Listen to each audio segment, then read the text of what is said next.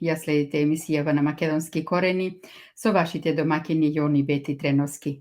Почитувани, како што и беше најавено, наш и ваш денешен гостин е господинот Патрик Аџиевски од Шведска, кого во овие моменти го покануваме да ни се придружи во студијаво на македонски корени. Се надеваме дека нема да имаме проблем со образувањето. Се гледаме, верувам и се слушаме. Ако е така, добро ви утро, господине Аџиевски, и добро ни дојдовте овде на македонски корени. Здраво, добар ви ден од Брисел. Благодарам за поканата и за можноста да учествувам на вашата емисија. Поздрав до вашите гледачи и до сите македонци ширум светот. Добро ви утро и од мене, господин Аџиевски. Ни причинува задоволство и чест што сте заедно со нас и со сите оние кои во овие моменти не слушаат и гледаат. Се надеваме дека ќе имаме плодна дискусија и ќе го задржиме вниманието на сите. Господин Аџиевски, како што знаете, ова интервју го имавме закажано од поодамна, поточно некаде крајот на април, а од тогаш до сега во Македонија се случија многу работи кои на жалост сите се негативни и кои и нанесоа голема штета на Македонија и македонскиот народ, а особено последниве случувања со францускиот предлог. Пред да почнеме да разговараме за дел од темите, а имајќи предвид дека вие сте ни за прв пат овде на македонски корени, добро би било да ни кажете неколку зборови за вас. Кој е Патрик Аџиевски? Како што испомнавте, значи, моето име е Патрик Аџиевски. Роден сум во Шведска 1999 година. Имам 23 години. Поточно сум роден во јужниот дел на Шведска, каде што има еден голем број на македонци што живеат. Јас сум, значи, трета генерација со македонско потекло. Баба ми и дедо ми од страна на мајка ми биле тие што дошле први во Шведска во крајот на 60-тите, кога се преселиле во Шведска од тогашна Југославија. Јас сум иначе дипломиран политиколог и исто така сум активен политичар во Шведска во една либерално-конзервативна партија, каде што исто така сум председател на Унијата на младата организација во градот каде што живеам. А исто така од февруар месец сум работен во Европскиот парламент во Брисел како приправник во ИПП, значи во Европската народна партија. И малку да кажам за македонското потекло малку, сум, значи, македонскиот јазик беше првиот јазик што го научив и јако бев роден во Шведска, бидејќи цело време дома зборувавме на македонски и се уште зборуваме така, и поради таа причина беше прв јазик што се научи. Значи, од страна на родителите, потеклото нивно е од Битола, од битолските крајови, и каде што одиме секое лето, каде што сум одел од кога сум бил мал, сни оделе таму. И интересот за Македонија секогаш постоел во мојот случај, секогаш сум ги прател политичките, да речам ситуации, сум ги прател во Република Македонија. Од 2018 година сум станал поактивен за македонските прашања, кога се предложи тогашната промена на името на Република Македонија и понижувачкиот преспански договор.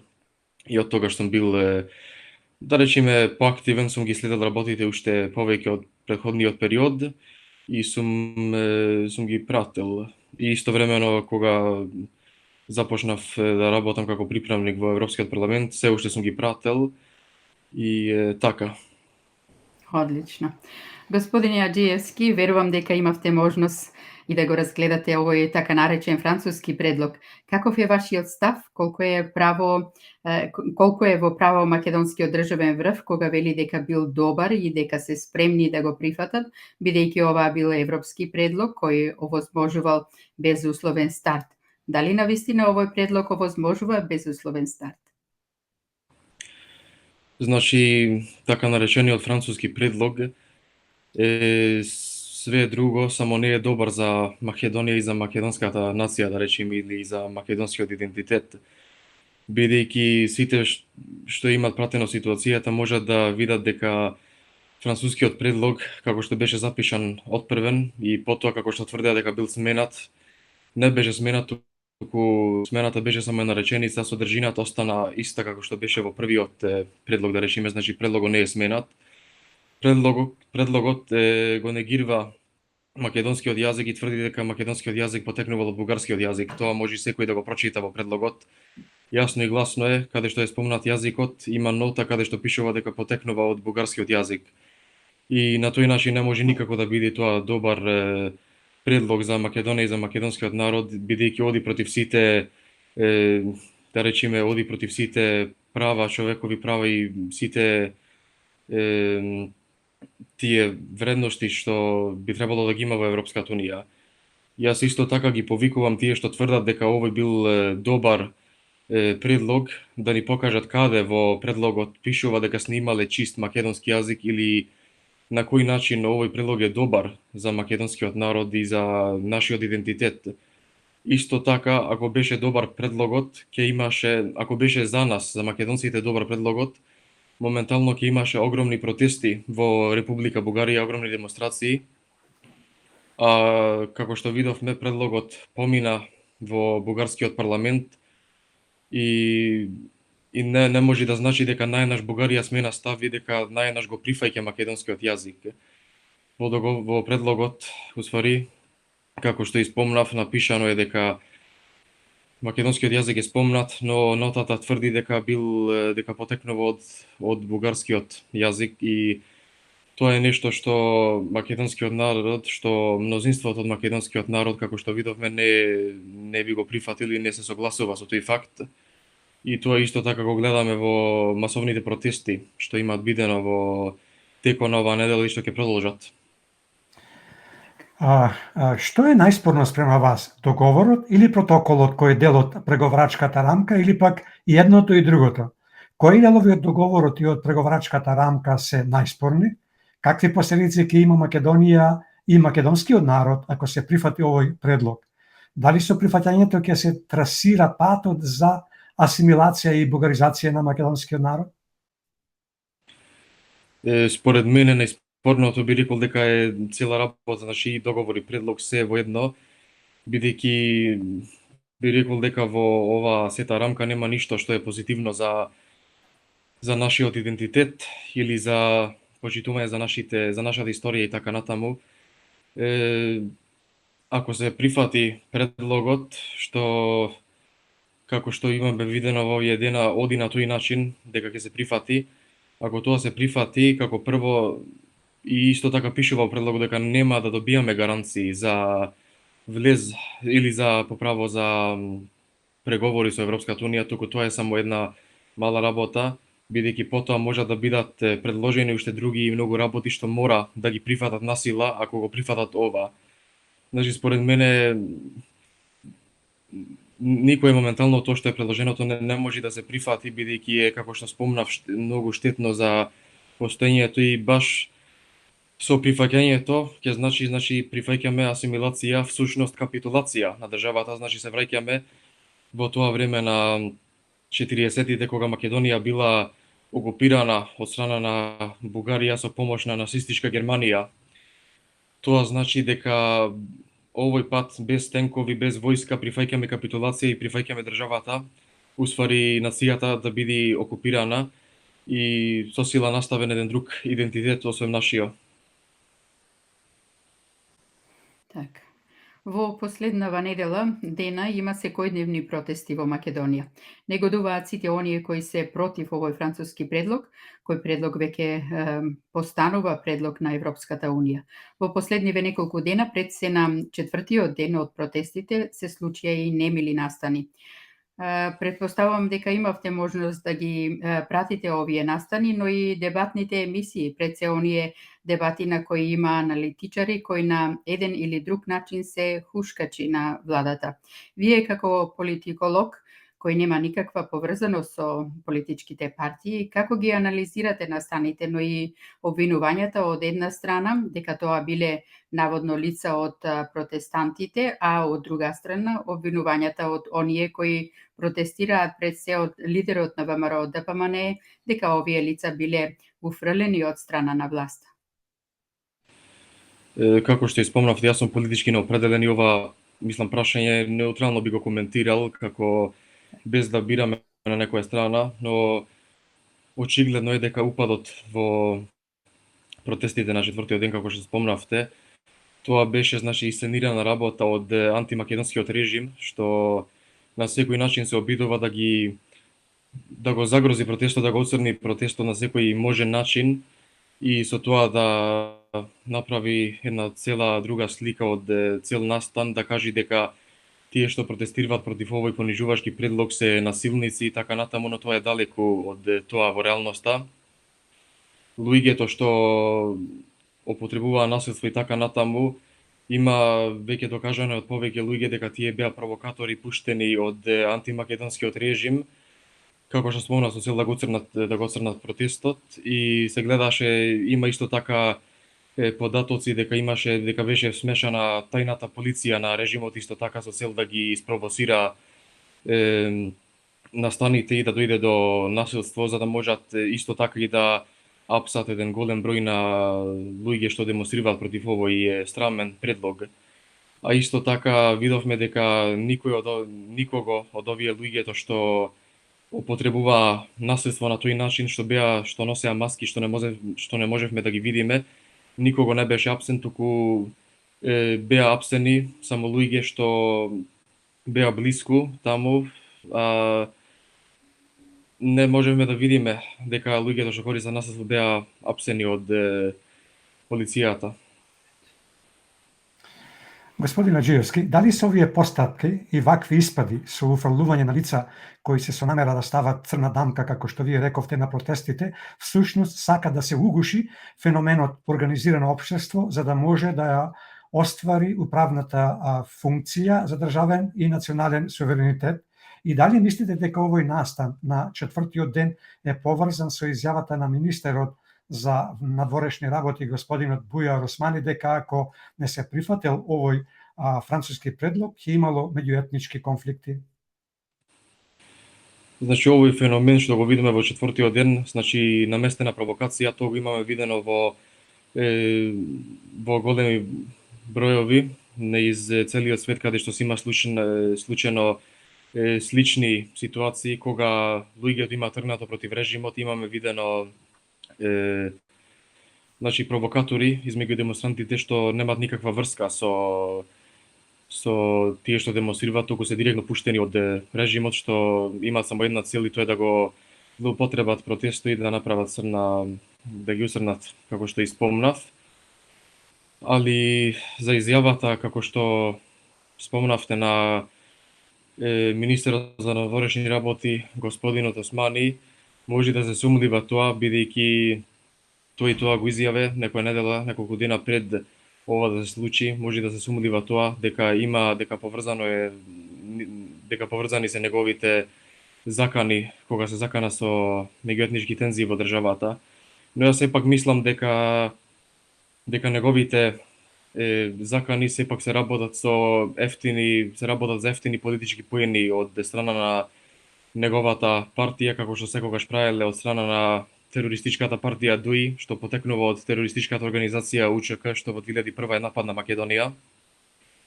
Тоа е само ефтини политички поени со цел да ги поделат граѓаните во Република Македонија и да стварат само тензии и да го тргнат вниманието од тие проблемите што тие ги направиле во државата.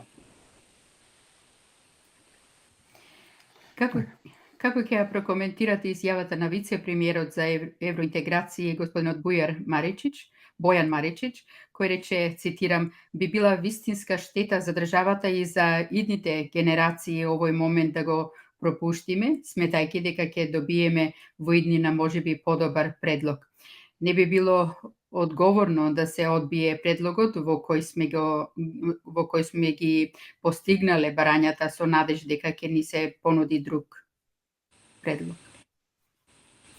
Значи, тоа јас мислам е се уште еден дел од тие лаги што режимот ги предложува цело време.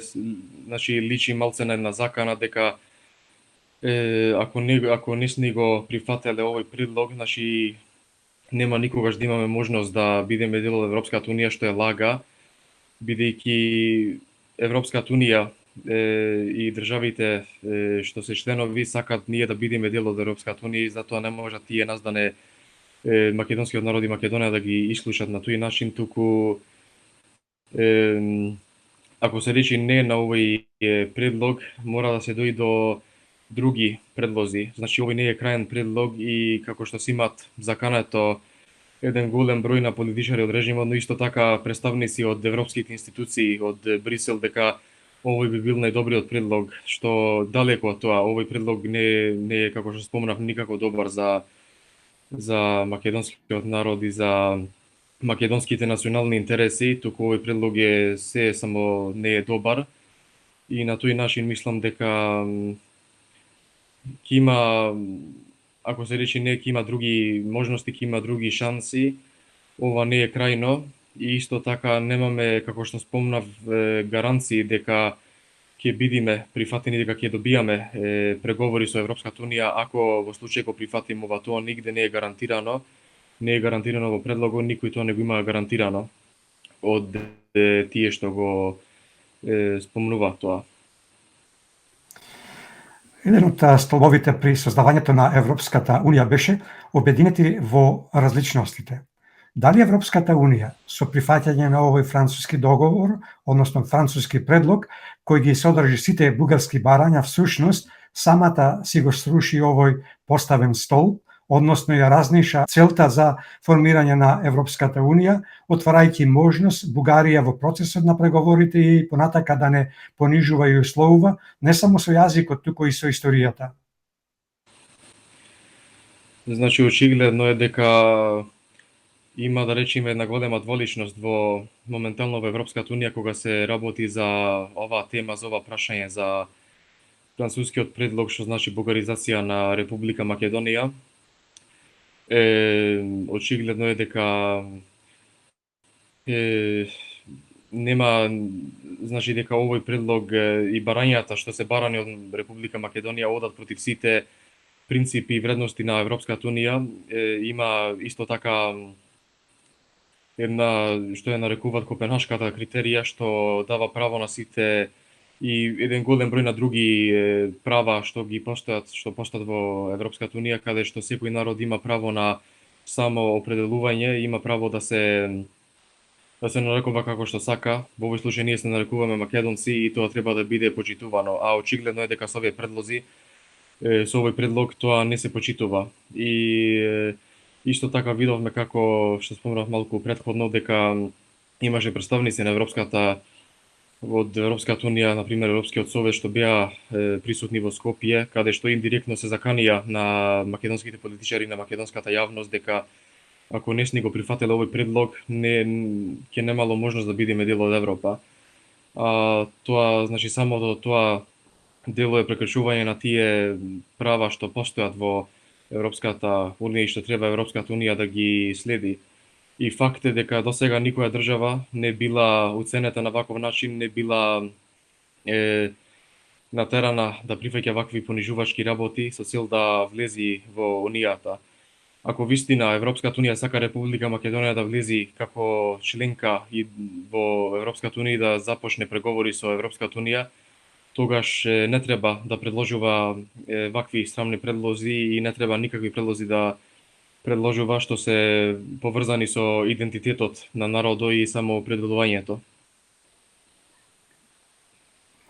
Рековме, францускиот предлог, ваков каков што е многу лош за Македонија и македонскиот народ. Према вас, дали можеме да дојдеме до подобар предлог и како?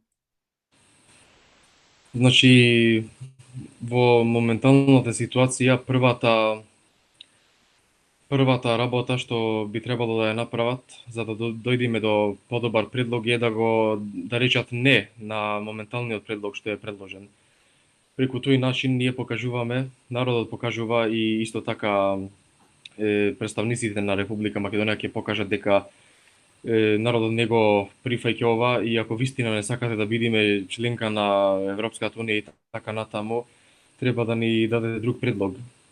И исто така преку тој начин Република Македонија би покажала достоинство, ако го одбија предлогот и ќе покажи дека има некоја голема грешка во овој предлог што мора да биде коригирана и исто така ќе добија притисок Република Бугарија од страна на Европската унија. Значи првиот потег е едно големо не на предлогот, одбивање на предлогот како што е во сегашната форма и тоа би било прва работа што може да направат и потоа мислам дека ќе би траело повеќе време за да се дојде до нови предлози, до нови разговори и така натаму, но тоа сепак мислам дека вреди бидејќи во овој начин, како што спомнав претходно,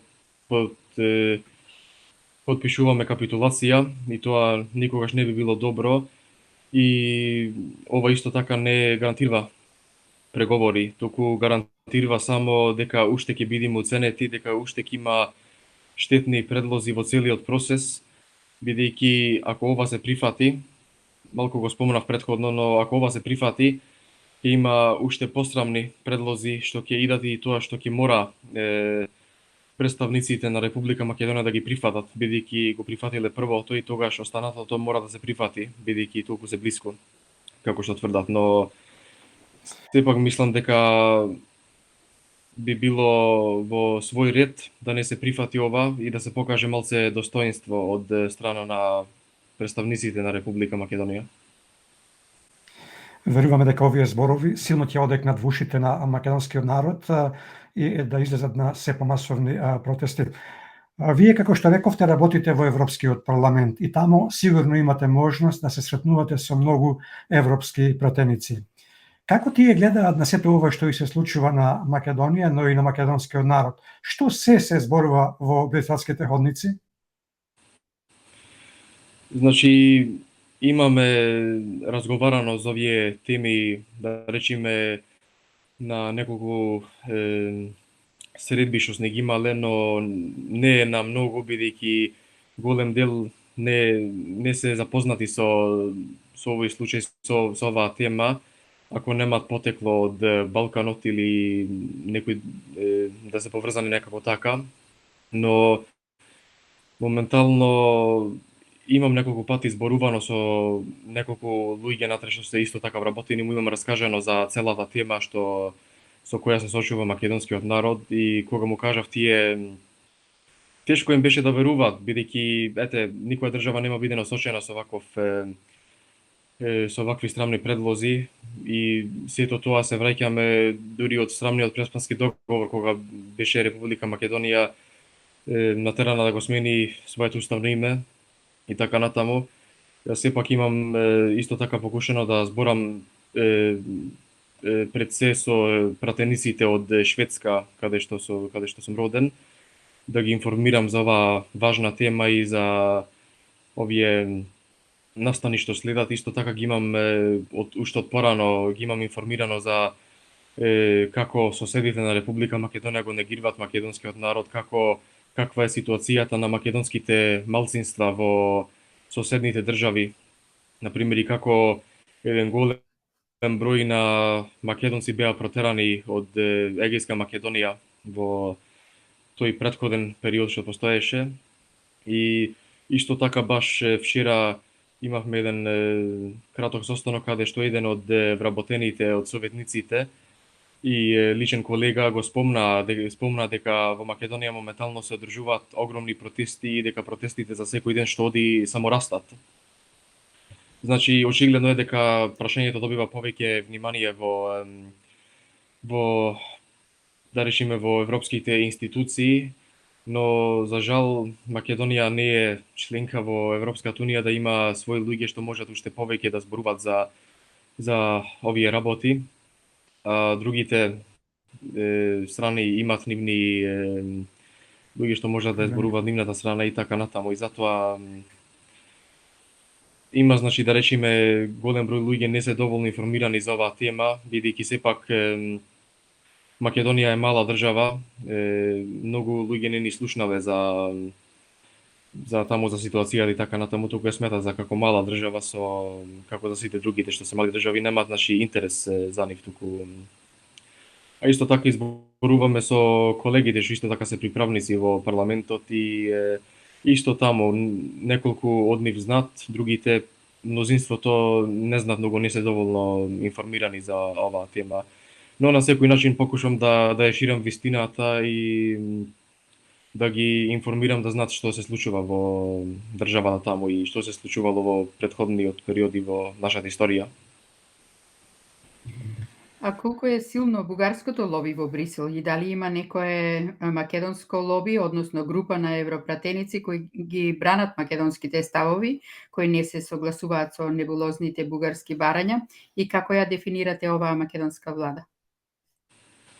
Значи, бугарското лоби за жал е огромно во Европската унија, посебно во Европскиот парламент, бидејќи поради таа причина што Бугарија е членка на Европската унија и што има пак да речеме еден голем број на пратеници што успеваат да ја дават нивната верзија во просторите таму и имаат исто така има големо влијание партијата ГЕРБ на Бојко Борисов каде што сум јас во ИПП во Европската народна партија, каде што нивните пратеници имаат високи функции во Европската народна партија и успеваат на секој можен начин да ја дават нивната верзија од сето ова, каде што цело време го негириваат македонскиот идентитет, тврдат дека македонскиот јазик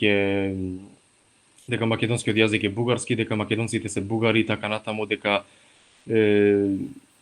целата работа со Македонија се направило кога завршил Вториот светски рат, Втората светска војна и така натаму, значи таа истата антимакедонска пропаганда што сме ја слушале со векови, со толку години моментално, бидејќи Македонија не е членка на Европската унија, Македонија нема моментално многу луѓе што би лобирале во нивна страна, туку претходно имаше во претходниот период во мандат на Европскиот парламент имаше од Хрватска една пратеничка госпоѓата Маријана Петри што на секој што цело време покушваше да лобирва за македонската нација, за македонските прашања и за правата на македонците во Европа. Имаше значи тогаш и моментално не сум доживел дека има некој пратеник или некои пратеници што многу се грижат за ова прашање, туку се грижат повеќе за други работи и уште помал се почна за ова прашање да се грижат кога во тек е војната во Украина, многу за тоа се дава внимание и така натаму. Али мислам сепак дека има можности, може да се добија внимание кај пратениците, а посебно тогаш мислам дека треба посебно да се бара поддршка кај пратениците од Хрватска, од ХДЗ, што се исто така членови на ИПП во Европската народна партија. И исто така кај пратениците од Словенија, од партијата на господинот Јанез Јанша, каде што и претходно имало поддршка за нашиот народ од тие две страни. Значи мислам дека сепак треба од државите од Балканот, да речеме од државите што биле порано дел од Југославија, да се бара прво поддршка и таму да се продолжи. За прашањето како ја дефинирам македонската како што спомнавте, македонската актуелна влада, тоа значи според мене јас за влада не ги признавам, тоа за мене е диктаторски режим на овој начин како што се имаат понашвано кон македонскиот народ со нивните закани, со нивните лаги, со нивните лажни ветувања за влез таму, влез онде, со прифаќање на понижувачки договори за нашиот народ. Исто така беше со Преспанскиот договор. Ако сни го прифатиле него, ке сни добијале преговори со Европската унија, тоа се покаже дека беше само една голема лага и дека тоа само беше една работа и дека како што гледаме сега, следат еден голем број на други предлози.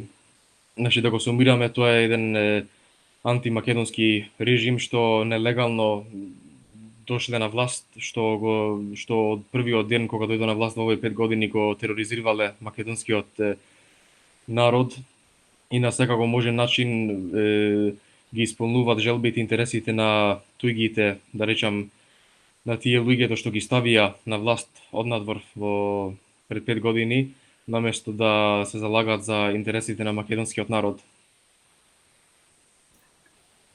Така.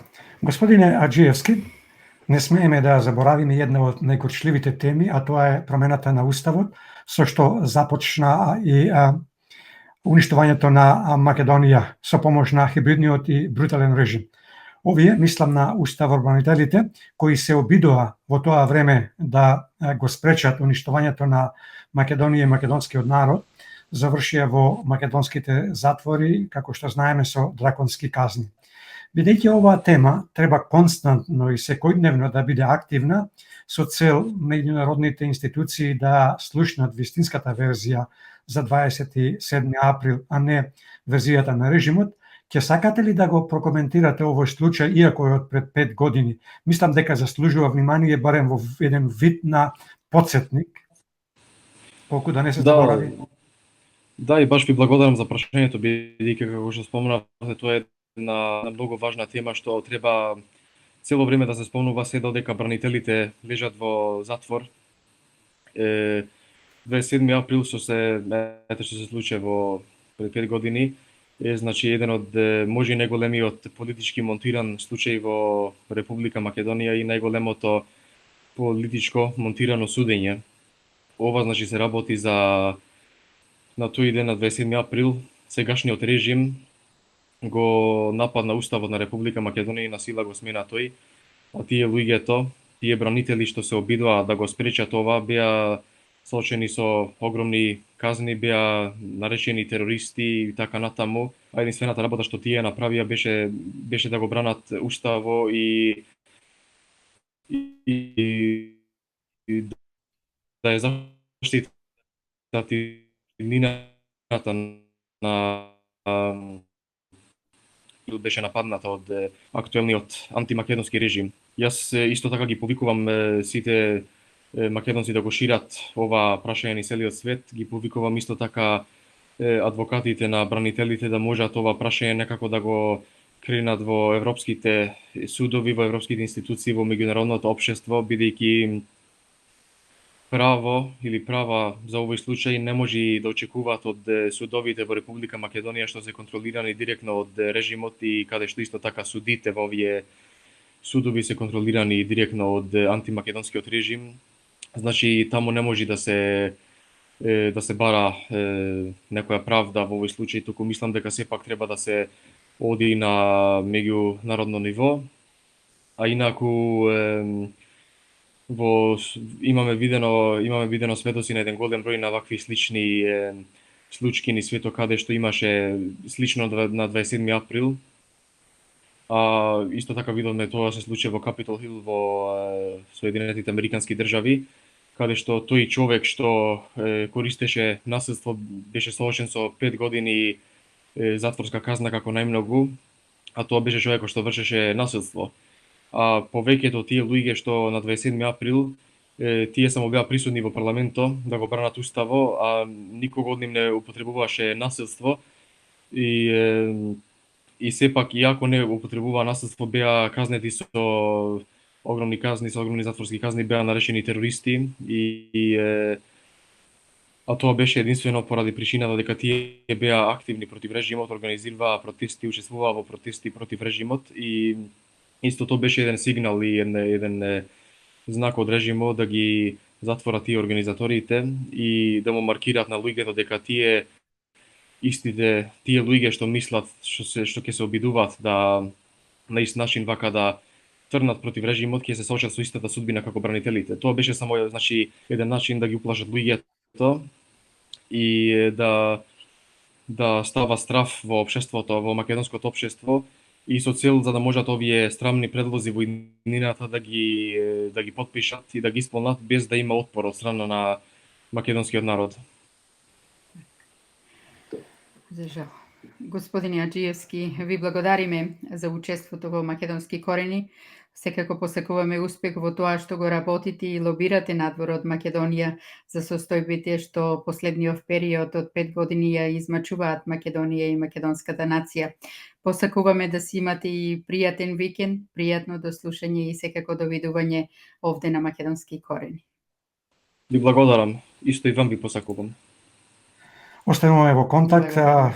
Рачунајте дека наскоро повторно ќе го покинуваме и тоа да зборуваме за подобри работи. По-добро време за По-добро време Македонија. за попозитивни работи. Так. Поздрав и довидување.